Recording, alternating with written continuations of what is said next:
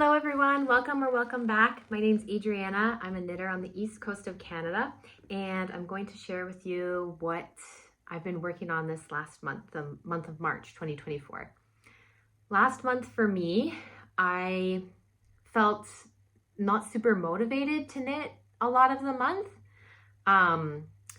It felt like my projects weren't progressing as quickly as I wanted them to, and I don't know if you guys experience the same thing, but while I'm making a project, especially if it's for the first time that I'm knitting a pattern, I'm always worried about whether or not it will fit properly or turn out in the end. And I go back and forth being like, oh, it's too big. Oh, actually it's too small. It's gonna look exactly like it does in the pattern photos. Oh, it's not going to look like it at all. I go back and forth almost every day on how I think it's going to turn out, and sometimes that can kill my motivation. If I'm thinking oh, it's not turning out how I want it to, then I'm not very motivated to work on it. So I did have a lot of that this month, where the things I was working on, I was thinking one of them I thought was way too big, and the other one I thought was way too small. In the end, they both turned out great. So I guess that's just something I have to trust the pattern and trust that I've, measured the gauge and budgeted yarn correctly, so that it will actually turn out. Because yeah, I did a lot of it killed my motivation thinking that the one item was going to be too big and then the other item was going to be too small. So yeah, it made me not want to work on them. And in the end, they both turned out pretty good. I'll actually start with both of those. The first one that I finished was I'm not sure how to say it. It's spelled N-E-L-E, Nele, I'm not sure. Whichever way it's pronounced, this is a sweater by Gregoria Fibers.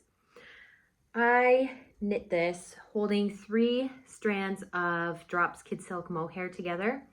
2 of the strands were in the color 41 powder, and then 1 of the strands was in the color 04 Old Pink.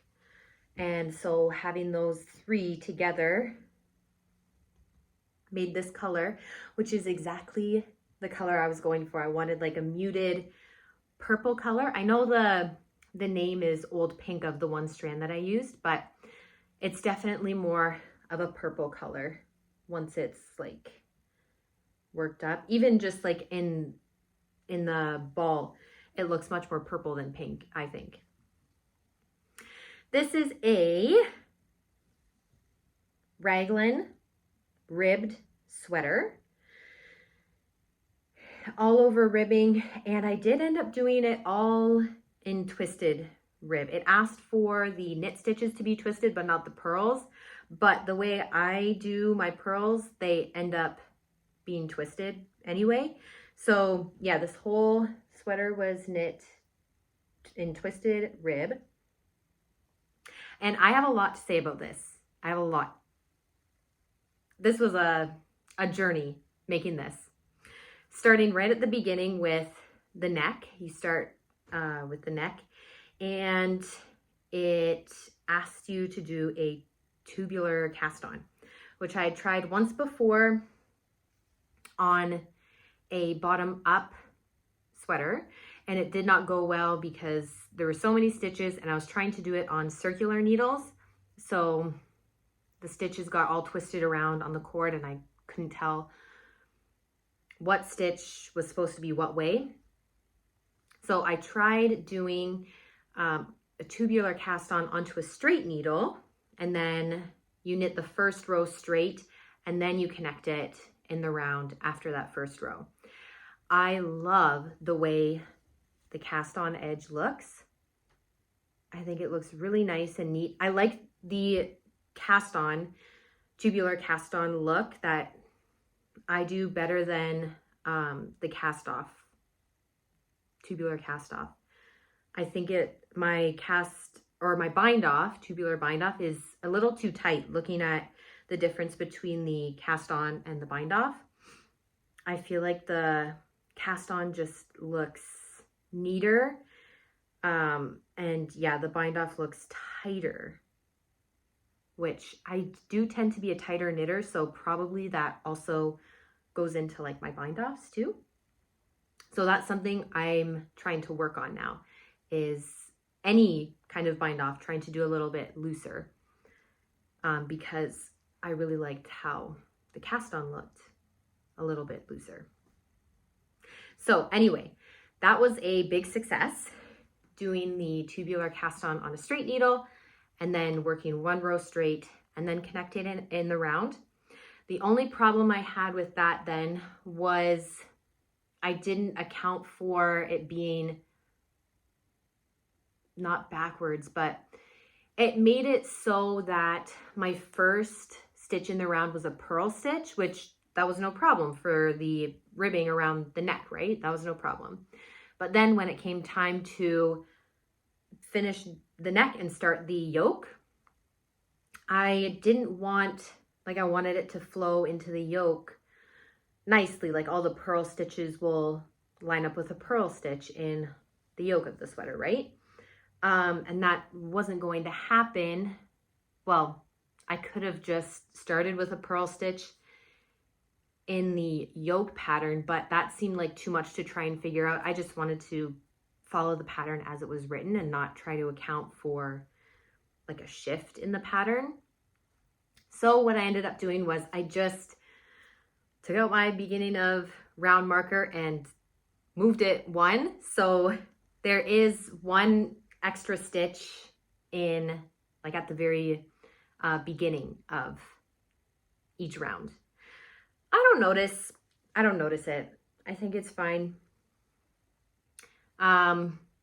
Next time I'll either try again casting on tubular cast on in the round. I might try that again, or I will just make sure, if I'm doing it on straight needles again, I'll just make sure I'm starting with, I think I would have to start with a purl stitch, casting on a purl stitch, or casting on a knit stitch. I don't know.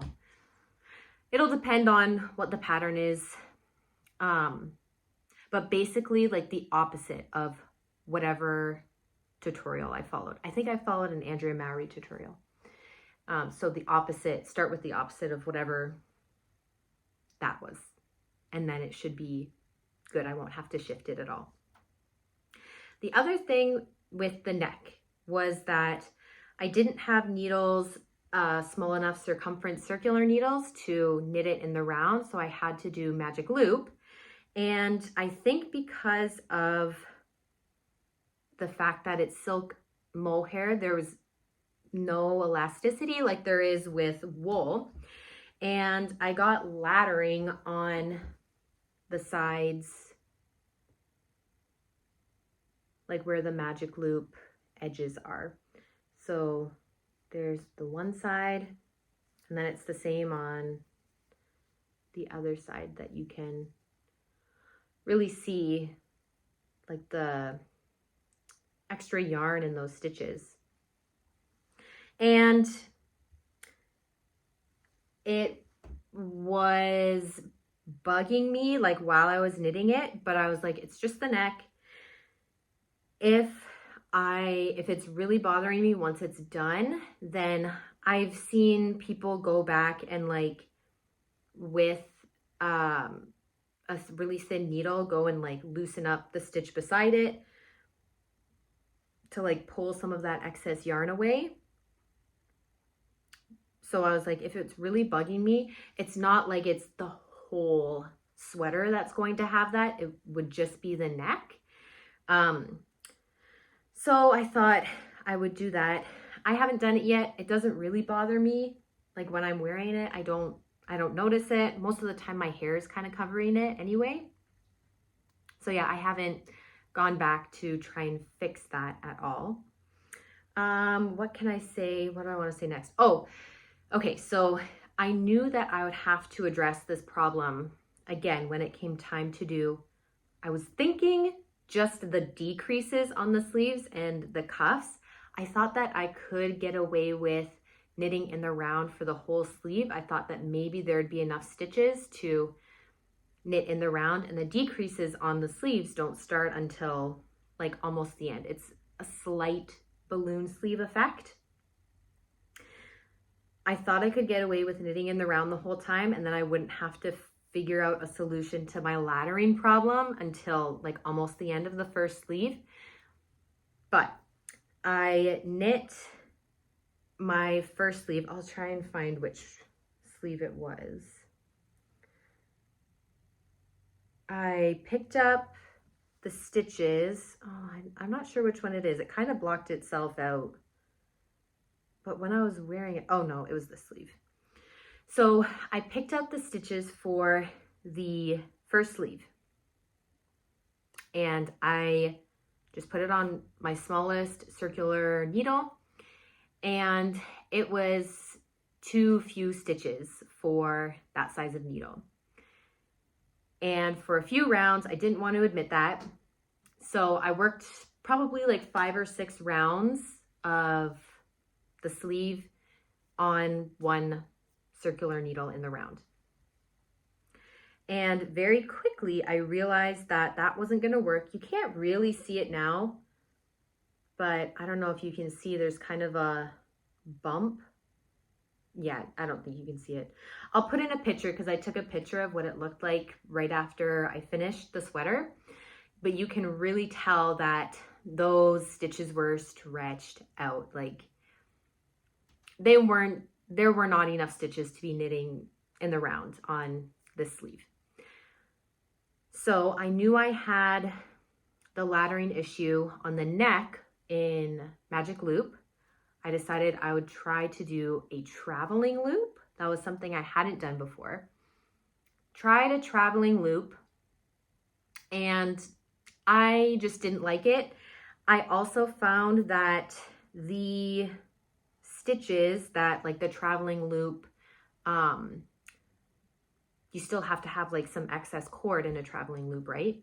And I found that where that excess cord came out in between the stitches, there was a big gap in those stitches. So I think you can see, yeah, you can't really tell now that it's been blocked and worn a few times, but you could see kind of, yeah, the stitches look kind of messy because every time the excess cord from the traveling loop, wherever that was, it stretched out in between the 2 stitches it was between. So I wasn't having a good time with that. Couldn't knit it fully in the round. I didn't want to buy like the short needles for knitting in the round. I didn't want to do that. So then I was like, okay, I got to go back to Magic Loop and like solve the issues I was having with Magic Loop. And I looked up a video of how to stop laddering in Magic Loop, and I will link the video that I found because it completely solved my problem as soon as I started using this method. And basically what the person said to do was to, when you pull out the back cord, and then before you start knitting with it, you go under and then over top of the Magic Loop cord. So yeah, you pull it out and then turn it, go under itself and then over top. So you have like, not a twist, but it's just, it makes it so the stitches are right beside each other. There's no like gap that can happen with Magic Loop if you're just pulling it out and then going right away. I had tried to kind of twist the cord when I was doing the neck. I had tried that, kind of twisting the cord so that it overlapped on itself a little bit, but that wasn't working. But when I tried this method of like going underneath and then over top and then you start knitting, no ladders. And the rest of the sleeve looks perfect. I can't tell where the Magic Loop was, And I'm so happy because I know if I had had the laddering like I do in the neck, I'm okay with it just being on the neck, but I don't think I'd be okay with it on the whole sleeve and cuff on both of them. So once I figured that out, that was like, okay, I want to get this done. Because before that, I was like, oh, this isn't working. Like, I don't want to knit on it. It's not going to look good. But yeah, when I figured, not when I figured it out, but like when I learned about that technique, then the sleeves went super fast. And I'm really happy with how they turned out. I did tubular bind off on both of the cuffs, the sleeves. Oh, I was worried about doing tubular bind off, or I'm not sure. What's the difference between Italian and tubular bind off? I did not do setup rounds. I just, when I was finished knitting the length that I wanted for the cuff, I just did a sewn bind off. I don't know if it's the proper term is Italian or tubular, but I did not do the setup rounds that I've done in the past when it's like specifically said to do a tubular bind off. Anyway, so I'm happy with how the bind off looks. And I was nervous about binding off with mohair because when I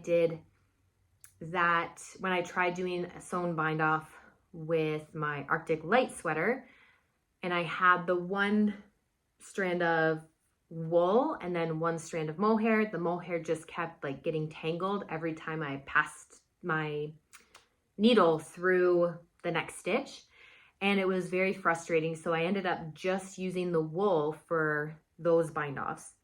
And so I was worried that would happen with this, but I had no issues. I don't know if it's because it was only silk mohair that I was using in the sewn bind off. So it just kind of like, I don't know, it wasn't like there was two different textures it was working with. It was all the same thing. But yeah, no problem with the bind off, just using the silk mohair. So that was another thing that I was nervous about, and I was really happy with the result and like how it actually went. I ended up for the body, I think that's all I wanted to talk about for the sleeves. Oh, okay. No, there's one more thing I wanted to talk about with the sleeves for this pattern.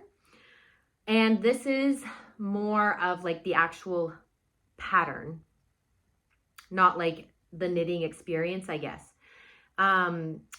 The pattern does not give a length to knit to for the arms.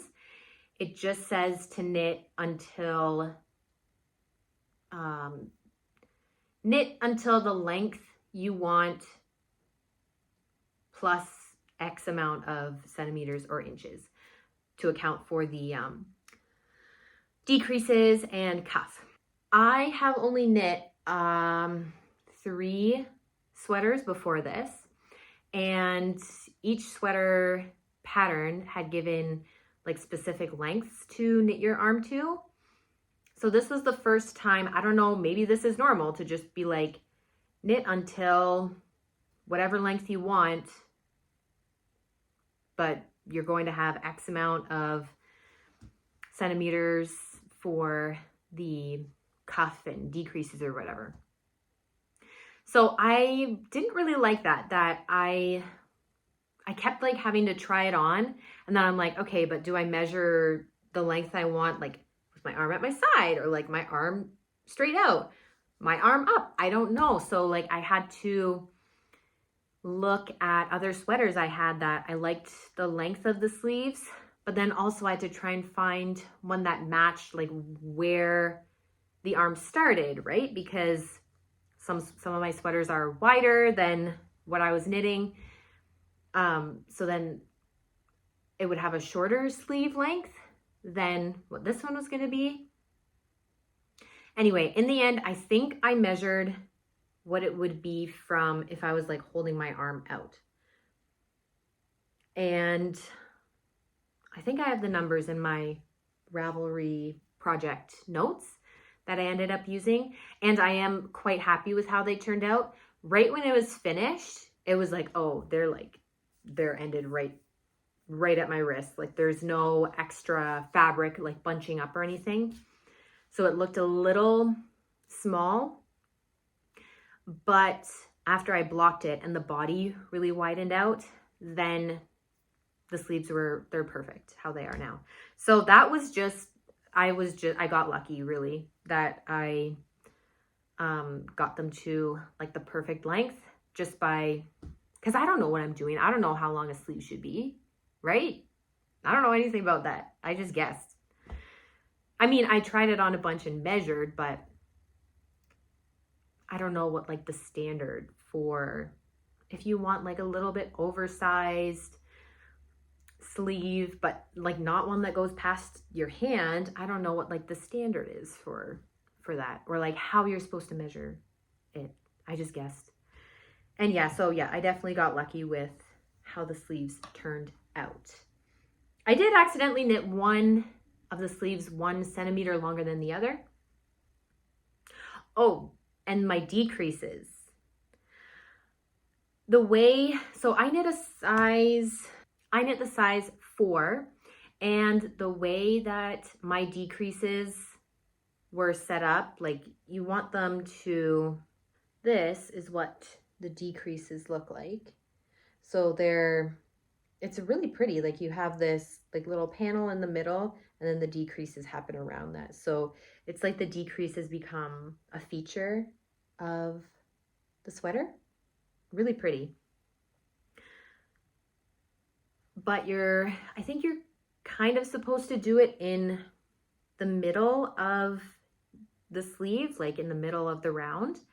But with the amount of stitches I had for my size, it was going to be off center just a little bit. And I thought that if I did it off center, just as it was written in the pattern, I think it was a little more, like it was a little more than halfway that the decreases would happen. On the first sleeve, I thought, oh, I'd better do it the opposite for the second sleeve so that it matches. Otherwise, I'm going to have one that's like more on the front side of my arm, and then the other one's going to be more on the back side because it wasn't perfectly in the middle. So yeah, I thought I had to do the first sleeve decreases as it was written in the pattern, a little bit like further than the center. And then for my second sleeve, I did it a little bit before the center. And I guess I was supposed to just do it as it was written in the pattern, because I ended up with one of the decreases is more like on the front of my arm, and then the other sleeve decreases is on the back of my arm. I guess I just don't fully understand like how knitting works. Like I can't visualize it in my head, like I'm picking up these stitches and I'm working this way, but then are you working the same direction on the other side, or is it the opposite when you do the other sleeve? That's what was throwing me off, that I was like, I was thinking that I think you do it the opposite way. So then I'd have to do the decreases like slightly off center on the other side to make it match. But that's not what I was supposed to do. Just follow what the pattern says. If you do this, and you'll be okay. I don't care. Like when I'm wearing it, I'm not like, oh no, I gotta like twist this sleeve this way and then this sleeve this way so that the decreases like line up. I don't think about it. Yeah, that's just something that like I'll take with me into my next project. If something like that happens again, just I guess do it the same and it'll work out. I think. I did much better with preventing holes when I picked up for under the arms. I'm pretty sure I did the exact same thing that I did when I did my Arctic Legs sweater, but I still ended up with pretty big holes in that one. But I did not have to go back, and although now that I'm looking at it, I feel like I might have to do something for this one. It's not horrible, but yeah, maybe I'll go in and just kind of fix that, patch up that hole. Although I didn't notice it when I was wearing it, whereas when I tried on my Arctic light sweater, after I finished that and was debating, do I need to fill in these holes or not? I could notice like right away that like, oh yeah, there's a hole there, which I haven't noticed yet wearing this. So yeah. Okay, I think that is all I needed to say about the sleeves. Let me double check. I think this is truly the final thing I need to say about the sleeves. So, working the sleeves, I was already paranoid because it didn't tell me like the length to knit it to.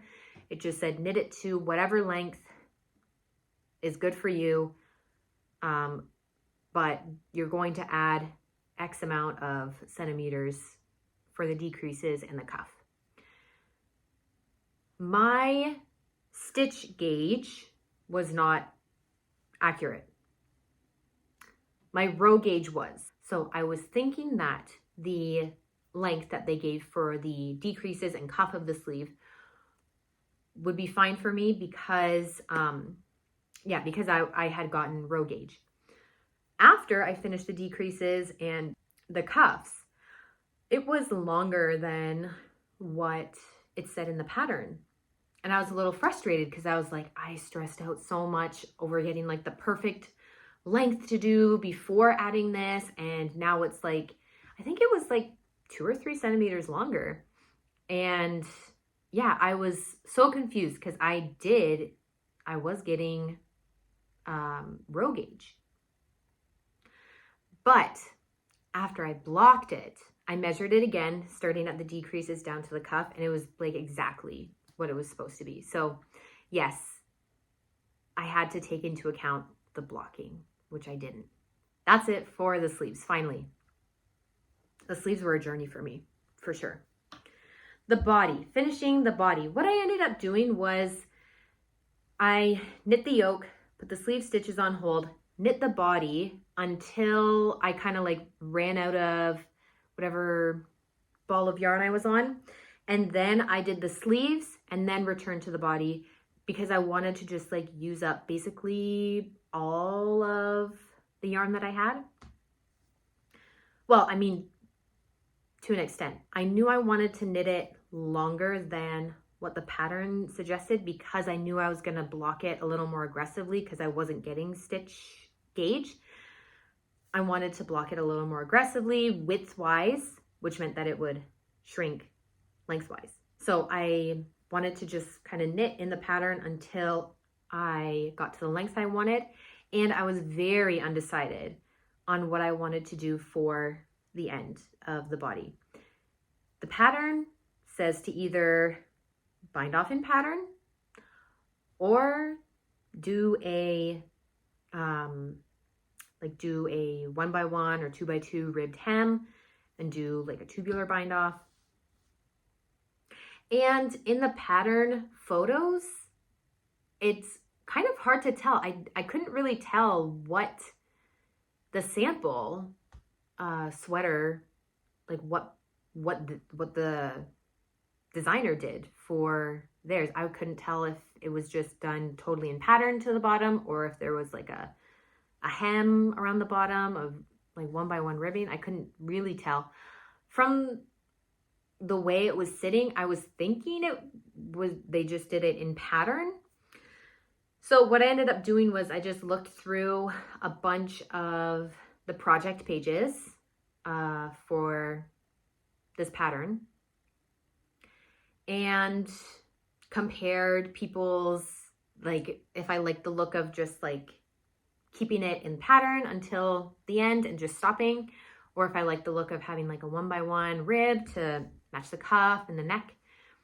And in the end, it was a mixture of, I'm pretty sure I did like the look better of just knitting in pattern, but I also was like, I'm not in the mood to do a whole sewn bind off for the whole body stitches. So I did end up I kept going in pattern till the very end. And I did my first time doing, is it Jenny's surprisingly stretchy bind off. I followed that, and I'll link the video I followed. It was very straightforward, and I love how it turned out. I was a little bit worried that it was going to be too loose, like too stretchy, because when I first finished it, it kind of flared out at the bottom, like where the bind off was. And I was like, oh no, what did I do? I didn't want a flared out hem. But again, I blocked it, and it's perfect for the sweater. There's no flaring. It's perfect. And I love how it looks. I love how it looks without the like 1x1 rib around the bottom.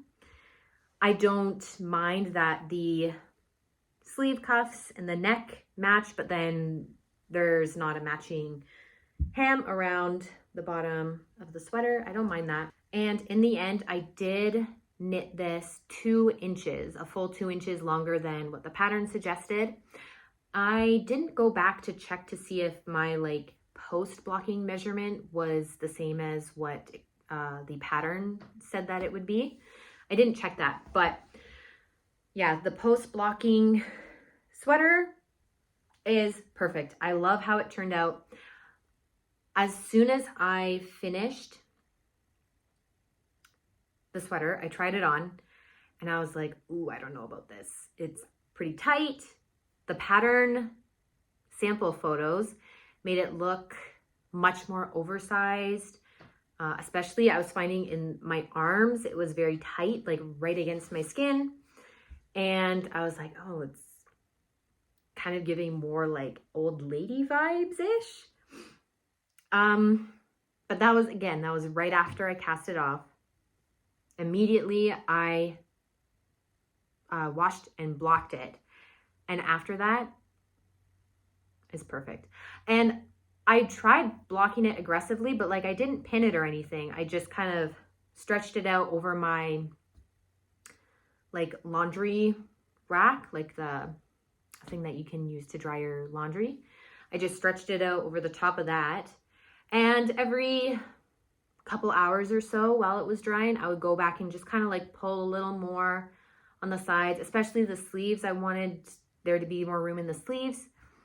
And yeah, so I blocked it maybe more aggressively than I would have if I had hit the stitch gauge. But like I didn't like stretch it and have to like pin it down. So it wasn't like the maximum I could do probably. And I'm very happy with how it turned out. The body got a lot wider, which is nice because then it wasn't like tight fitting to me. The sleeves definitely gained some positive ease, but it doesn't look like how it does in the pattern sample photos for me. I'm happy with the sleeves. I like how it looks. Definitely more how they look now than how they looked pre-blocked. Overall, I'm very happy with how the sweater turned out. Again, this is just a testament to the wonders of blocking, how it totally changes and like relaxes the garment. It definitely got a lot like drapier and flowier after blocking too, which was, yeah, really nice. I think that's all I wanted to say about like the knitting experience of this project. A couple other things, not like about the pattern, but about this yarn. I'm having a hard time getting the color that the 2 yarns make together. I'm having a really hard time to get it to show up accurately. I think how I'm seeing it like on my phone right now is pretty accurate. It's like a muted lilac color. The photos I took like in direct sunlight almost I don't know if it's like the silk, the white in the silk that like made it reflect more, but it didn't, the color that it had in the photos I took in sunlight, it's not, the color is not an accurate representation of what this color is. But how it's looking now, I think that's a better representation of what this color actually is. Maybe it looks a little bit darker right now. It's just, I guess this is a tricky thing. The other thing that I wanted to mention was while I was knitting this, I had never experienced this before, but my shoulder started hurting while I was knitting on this. I'm not sure why, because I don't know if there was ever a time where I was like knitting on this project for hours and hours and hours. There was never, that never happened. So I'm not sure if this was a result of like working with very thin yarn. I knit it on I did the cuffs and the neck on 4mm needles, and then the rest on 5mm needles. So it wasn't like it was teeny tiny needles I was using, but I don't know if it's because it was like very thin yarn that I was working with, or I don't know exactly what it was, because I haven't had that problem since. And it was only while I was working on this, like if I would work on this and then, oh, my shoulder's starting to hurt, so I'd take a break and then I'd work on a different project later, I wouldn't have the shoulder pain. But then the next day I would work on this again and I'm like, oh, my shoulder's hurting again. So I think it was something to do with the yarn in this somehow. I don't know how it's connected, but that's just what I noticed working on this, which I hadn't had any like knitting pain before, which was kind of interesting. I think that's all I wanted to say about this project. Getting through it, it was a process to get through it. There was a lot of highs and lows. It was nice because I was able to like overcome obstacles with this, which feels really good. Like when you're met with a challenge and then you like, yeah, you overcome it, it feels really good.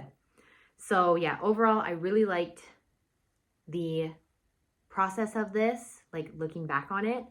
I love wearing it. I don't find it to be like super itchy or anything. If anything, I feel it gets a little staticky actually. Like sometimes it like clings to my body from static, but then you just kind of shake it out and it goes away. And yeah, I quite like it. If I were to knit this again, I would knit a size bigger. I think even if I had met stitch gauge, I don't think it would be as oversized as it looks in the sample photos. So yeah, I would do a size bigger next time if I do it. That's all for this one. My next finished object is, some yarn, is my Musselburgh hat. I made this for my husband. It's the Musselburgh toque.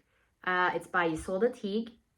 And I knit this with Briggs & Little Sport 1-ply in the color 64 Khaki.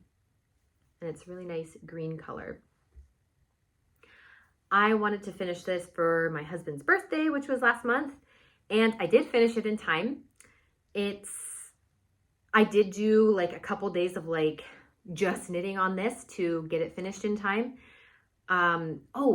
Actually last time I talked about this, I had to rip back almost the whole thing because I think I mentioned that I was skeptical on like if the sizing was right. I was worried that I was knitting it too big, like I did too many increases at the crown. So I got to a point where I could kind of like try it on over my husband's head and pretty much like instantly knew that it was way too big. And it was looking more like a beret than a toque. So I had to rip back. I had probably gotten like, I had finished my increases and gotten probably like maybe this far so that you could actually like get it on like a decent ways. And I had to rip back all the way to like halfway through my increases. And I don't know if it's just because there are so many numbers in that pattern. It's nice that there's so many numbers because you can work with so many different types of yarn, so many different sizes. But I think what happened was I had chosen to do the size large for my gauge, but then I was reading the size large numbers for a different gauge, and so I ended up doing way more increases than I needed. Because what I did was I ripped back to like a couple rounds into the increases, put everything back on the needles. Then I counted how many stitches were in between like each increase spot, and there were more than there was supposed to be for, I think, even the largest size in the gauge that I had. So I knew at that point, like, it was a me problem. I read it wrong. I was reading a different size, basically. So yeah, I ended up ripping back like, yeah, even more, probably halfway through the increases. And then I ended up, for the final, like what I did was in between a medium and a large size for the gauge I got, which was 8.5 stitches in 1 inch. I knit in between a medium and a large. Now that I'm finished, I can say a medium probably would have been good enough. And I think a large would have been like just slightly too big. So it fits really well now. I think I could have gone with a medium though, which I'll keep in mind if I make another one. This was the project. So the sweater that I was going back and forth with, like, it's going to be way too small. It's going to be way too tight. I'm going to hate it. And then this was the project that I was like, it's going to be way too big. It's not going to fit right. It's going to look weird. Even after I had ripped back and like tried it again and knit like down to the same length and tried it on him again, and it was fitting better, but I was just second guessing myself because I had messed it up so bad the first time. Yeah, so this was the project that I was like, it's gonna be way too big, and I was losing motivation because of that. Yeah, if you haven't seen this pattern before, you start with increases at the crown, and then you knit like super, super long, and then you do decreases so it matches your increases. Then you fold one end into the other end.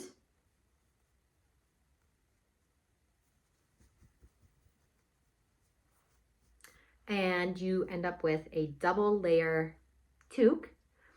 And I wanted it so that you could put a brim on it,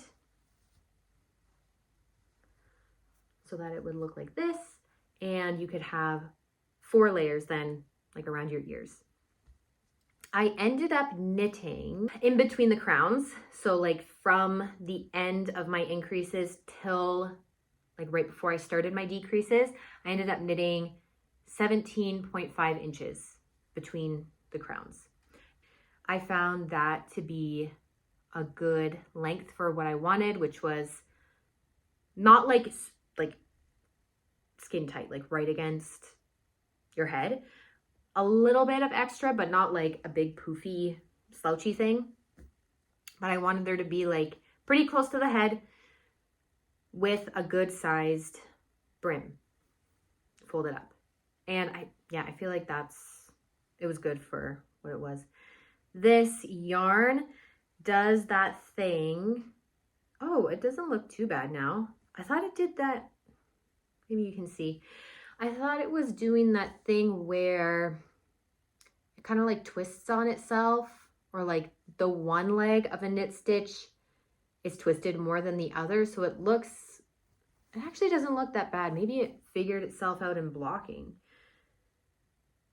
Interesting, because I was really noticing it while I was knitting it, that it looked like it almost looked like just a line and then a bunch of half V's and then another line and then a bunch of half V's. I'm sure you know what I'm talking about. I'll see if I can like put in a picture of what I'm talking about. But it doesn't look too bad anymore, so I don't know if just kind of stretching it a bit and blocking it helped. Maybe. I quite liked this pattern. I think I will definitely knit it again. It was easy, and this was the first time that I understood what people mean when they talk about like having just a mindless knitting in the round project. Because I've had like socks and stuff before that are knitting in the round, but it's not actually knitting in the round because I'm doing magic loop. So you're interrupted, right, with your flow of knitting.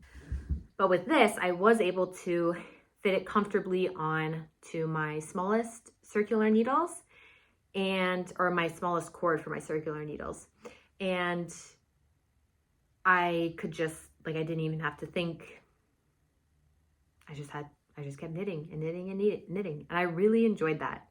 So I get it now. When people say they want a mindless stockinette project, this is a good one for that. Because, yeah, you know you're just knitting for a long time in that middle section. I would definitely recommend this pattern. And yeah, like I said, I think I'll be making more of these in the future because I think they'll be really warm for Canadian winters. Those are my 2 finished objects from last month.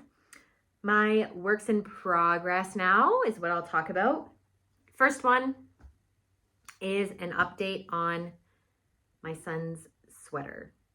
This is the Very Classic Sweater by Freya, and I am making this in Briggs & Little Tuffy 2-ply in the color 92 Blue Mix, which is made of, I think, 80% wool, 20% nylon. Last time I updated with this project, there was a neck on it, and I had done a folded collar and combined the bind off with sewing it down on the inside. It was too tight, the like bind off and sewing down, it was too tight and it would not go over my son's head. I put off doing anything with this for a while, and earlier this week I was like, okay, I'm done. I was done this project, which used the same needles that I needed for fixing this. And I was like, okay, I don't have an excuse anymore. I should just figure it out. My plan was to undo the bind off sewn down section, unravel it a bit because I had it folded over. I was going to unravel it like maybe halfway and then do a tubular bind off and be done with it. I did not know how to undo the sewn down bind off, and I just started kind of snipping at yarn, and I ended up cutting through the neck at the base of the neck. I'll put some pictures of what it was like. So anyway, the neck totally just came off, and now I'm left with, I had to like pick out all little like bits of yarn that were like cut through. Now I have it to a point where we're all on the same like round and there's no broken yarn anymore in the stitches. But like I can see I did decreases here that are dropped stitches now. I don't know how to pick them up. And I know I'll have to do decreases again and then more ribbing. Ooh. And I know it won't take that long, but we're almost at a stage now with the weather that it's going to be too hot for this pretty soon. And this won't fit him in the fall. So I don't have motivation to do it. But I don't want it to just sit around forever. So I don't know. This is where I'm at with this. Just a bunch of live stitches with no needles in sight. Another project that I actually have been working on. That sweater, I cut the neck off. That's all I did. This is the start of a Lopi braided hat. The pattern is Lopi braided hat and mittens, but this is just the hat, obviously, that I've started. And this pattern is by Haldora J. I chose this pattern because I had this was some of the yarn that I thrifted a couple months ago.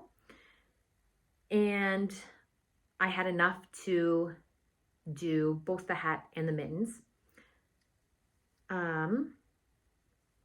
Yeah, and the pattern like specifically uses the yarn that I thrifted. So I wanted it to be easy. I didn't want to have to try and adapt any patterns. All I have now, I think I've done like one round of like the cabled pattern. But yeah, I'm done like what is that called? Not a cuff, is it? Like brim maybe of the hat, like the ribbed bit first. Which went super quick because you're knitting on big needles. I'm using, I didn't write down what I did for the ribbing, but I'm using 6.5 millimeter needles for the like main part of the hat. Yeah, I'm enjoying it because it's going quick. My plan was to make this before my mom's birthday last month, but I knew it was going to take like not a lot of time to do both the hat and the mittens because you're using such thick yarn on such big needles. So yeah, I knew it wasn't going to take much time, and my plan was to do it kind of like the week before her birthday. And the week before her birthday, my whole family, like one by one, got like violently ill. So I didn't really do any knitting that week. So yeah, now I'm working on it now so that when I see her next, it'll be done. Hopefully. My last work in progress is right here. Let me introduce you to the Bûches number 59 scarf. I finished a few sections of it, and I'm really liking how it is turning out. I'm using Drops brushed alpaca silk in 3 different colors. The red color is number 24 Rust. The green color is number 32. I don't know the name of this one. It didn't pop up when I entered it on Ravelry, and they don't put the names on the labels. And then the yellow one, the mustardy yellow, is number 19 called Curry. And I'm going to have to add some more yarn soon. Yeah, I'm really enjoying this pattern so far. I'm knitting this on 6 millimeter needles. And what I'm really enjoying about this the most, I think, is that I'm not worried about fit. I'm not thinking, oh, it's going to be too big, it's going to be too small. I'm like slightly, because I'm not knitting it with the recommended yarn, and I think I am knitting it on a little bit bigger needles. Oh, and sorry, I didn't mention that I'm actually like holding 2 strands of each color together to get a little bit of a thicker yarn, because the meterage for just one of the brushed alpaca silk skeins was nowhere near what it would be for like the same weight as the intended yarn for the pattern. So I'm just holding 2 together, and I think it's working out really great, actually. Now I'm just like kind of hoping that I have enough to finish. Yeah, it's nice because in this pattern, you're only ever working with one color. Like whatever row you're on, you're only using one color. so it's not like a color work pattern. For the like seed stitch section or moss stitch section with the 3 colors, it gets a little tricky, like managing, like, okay, I'm done with this color for this row. Move it over here, move that one over here, move the last color over here. And now we're knitting with this color. Do 1 row. Okay, now we're moving this one here, here. So that gets a little bit confusing, like to try and not like get tangled up. But the other sections, well, obviously like this section was super easy. And then the one with 2 colors, like this one here, is just done with like slip stitches to make it so there's two colors in the same row. Yeah, I'm having a really good time with it. The yarn I'm using feels really nice. Oh, I did make one modification to the pattern. This, like the solid section here, where it's just 1 color, it's supposed to be I believe it's like a basket weave looking pattern. I'm not a huge fan of the look of that style of pattern. So I just ended up doing like straight garter stitch. I am a little worried that I like it compressed more, like I didn't get as much length as I would have if I had done the basket weave pattern. What I did to like counteract that was I think I did like 8 more rows than what I was supposed to do for this section, to make it kind of like the same length as the like 2 color section. And again, I'm just hoping I have enough yarn at this point, because I'm kind of, yeah, adding some length to some sections, but I'm using bigger needles. I did get more yarn than I thought I needed, so I think I'll be okay. Yeah, the biggest thing with this is I'm just happy that I don't have to like measure things and worry about fit or anything. It's just, you're just knitting and having a good time. I really like how the colors look together. You can maybe see that like this section wants to like cinch in a little bit more than this section, these sections around it. I think that'll fix itself in blocking. Won't be a big deal. The yarn feels really nice. I like working with it. It's a good time. I think that's all I got to say about it. That wraps up. Oh, no, I have my blanket that I'm working on for my son. I guess I can show it because it's here.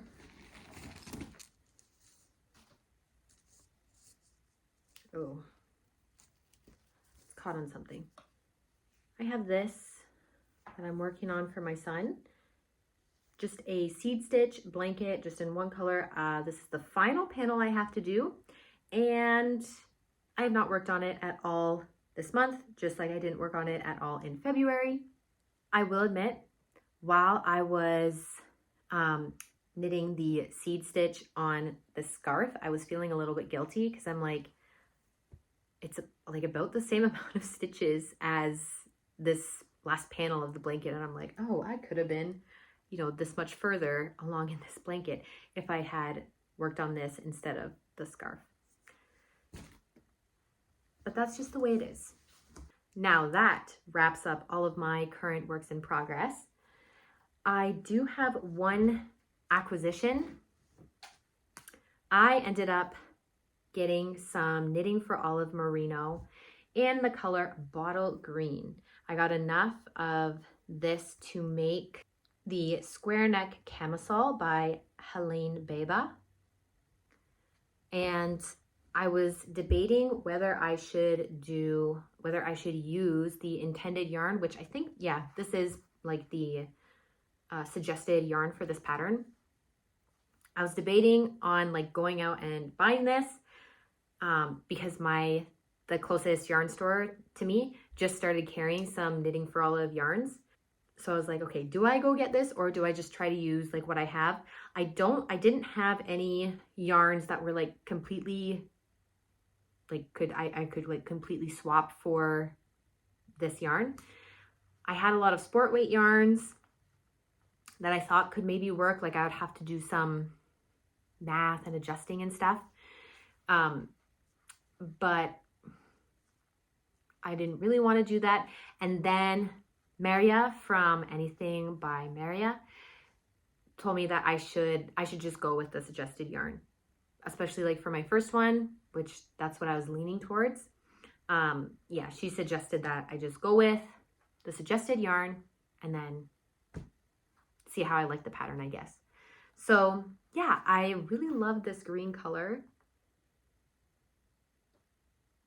I do actually have some other Knitting for Olive Merino.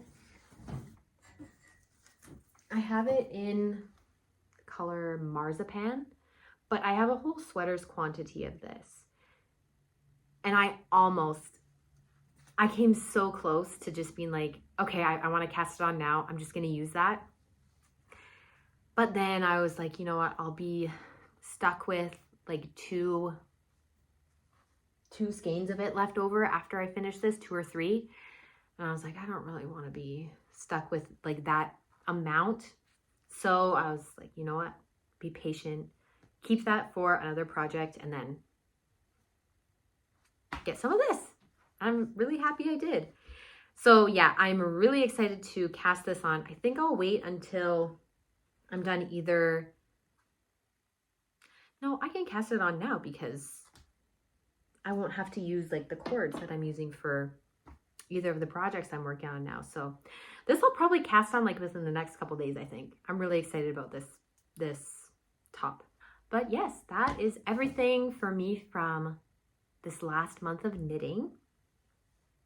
I hope you got some knitting done while you watch this. I hope the weather, well, I guess if you're in the Northern Hemisphere, I hope it's becoming more spring-like as the days go by.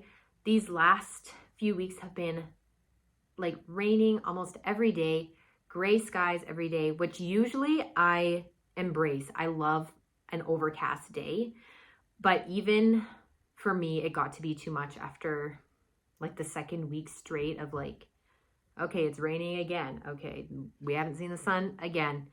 We were getting like pretty bad cabin fever in our house. But yeah, the past 2 days have been like bright sun, blue skies. So we're trying to spend as much time outside as we can. And yeah, it's definitely feeling more like spring now, which I'm happy about.